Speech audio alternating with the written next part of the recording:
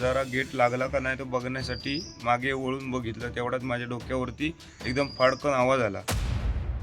Right साईडला घराच्या काळोखात कोणतरी पळाला आणि मला वाटलं पहिलं किचनमध्ये काहीतरी स्फोट झाला. माझ्या लक्षात आलं कोणीतरी गोळीची फायर केली माझ्यावर.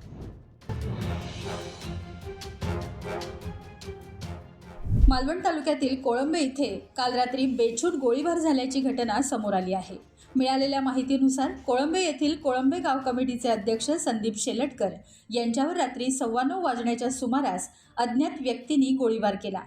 गोळी संदीप शेलटकर यांच्या डोक्याच्या बाजूने गेल्यानं सुदैवाने मोठा अनर्थ टळला. मात्र त्यांच्या घराच्या परिसरात सर्वत्र बंदुकीच्या गोळीचे छरे विखुरलेले दिसून आले. गोळीबार झाल्यानंतर घराच्या किचन रूममधून अंगणात तसंच दुचाकीवर गोळीचे छरे आढळून आले. यावरून गोळीबार अत्यंत जवळून झाल्याचा अंदाज व्यक्त केला जात आहे. दरम्यान गोळीबार करणारी व्यक्ती समोरील कंपाऊंडच्या दिशेने धक्का देत पळून गेल्याची माहिती समोर आली आहे. ज्या ठिकाणाहून गोळीबार करण्यात आला त्या परिसरात बुटांचे ठसेही आढळून आले आहेत. घटनेची माहिती मिळताच पोलिसांनी तात्काळ घटनास्थळी धाव घेतली. गोळीबार झालेल्या ठिकाणाची पाहणी करून पुरावे गोळा करण्यात आले असून या प्रकरणी पोलीस अधिक तपास करत आहेत. एक 9-10च्या सुमारास ही घटना घडली. मी गेटवरून आत येत होतो मालवरून येताना. तर ते बरोबर त्या गेटच्या जरा पुढे आलो आणि जरा गेट लागला का नाही तो बघण्यासाठी मागे वळून बघितलं. तेवढ्यात माझ्या डोक्यावरती एकदम फाडकन आवाज आला जोरात. म्हणजे एक सुतळी मोठा बॉम्ब वगैरे फुटतो तसा. आणि कान माझे 2 मिनिटासाठी गच्च झाले 2 सेकंदसाठी. आणि पुढे बघतो तर एकदम किचनच्या समोरच्या भिंतीवर काहीतरी आपटला आणि पाण्याचा फवारा उडायला लागला.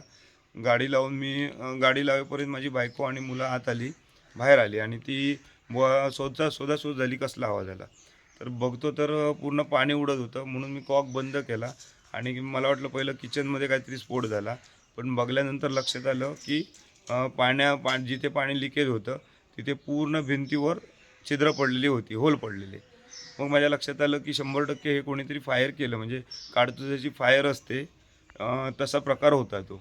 माझ्या लक्षात आलं कोणीतरी गोळीची फायर केली माझ्यावर. पलीकडे त्यांनी आवाज दिला की काय झालं. माझ्या कोणतरी हातावर कोणतरी मारून माझ्या घराच्या समोरून राईट साईडला घराच्या काळोखात कोणतरी पळाला. मग माझ्या लक्षात आलं की त्या समोरच्या बरोबर स्पॉटवरून त्यांच्या कंपाऊंड म्हणून माझ्यावर कोणीतरी फायर केली 100%. माझी एक 9:15च्या आसपास पोलिसांना मी फोन केला पवारसाहेबांना आणि ते एक 15-20 मिनिटांनी 9:30च्या आसपास आले. तसंच 112 नंबरवरून फोन केला. तिथून पण लवकरात लवकर हालचाल करून 9:30 वाजता जवळपास हे चालू झालं. आणि ते झाल्यानंतर पोलिसांनी जवळपास 5:30 वाजेपर्यंत सकाळी कारवाई चालू होती. रत्नागिरी टाइम्स डिजिटलला लाईक करा, सबस्क्राईब करा, शेअर करा आणि बेल आयकॉन दाबायला विसरू नका. पाहत रहा रत्नागिरी टाइम्स डिजिटल.